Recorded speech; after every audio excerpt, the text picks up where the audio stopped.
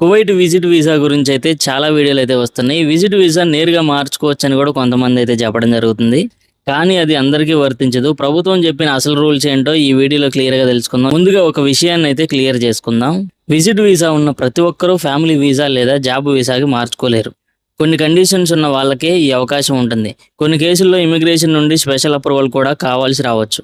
ఇప్పుడు family visa గురించి మాట్లాడుకుంటే, మీ జీతం నెలకి 800 దినార్లు లేదంటే అంతకన్నా ఎక్కువగా ఉంటే మీ వైఫ్‌ని, 21 సంవత్సరాల లోపు మీ కూతుర్ని, 18 సంవత్సరాల లోపు మీ కొడుకుని విజిట్ వీసాపై కువైట్‌కి తీసుకొచ్చి ప్రభుత్వం చెప్పిన 150 దినార్లు అలాగే హెల్త్ ఇన్సూరెన్స్ కట్టి ఫ్యామిలీ వీసాగా మార్చుకోవచ్చు.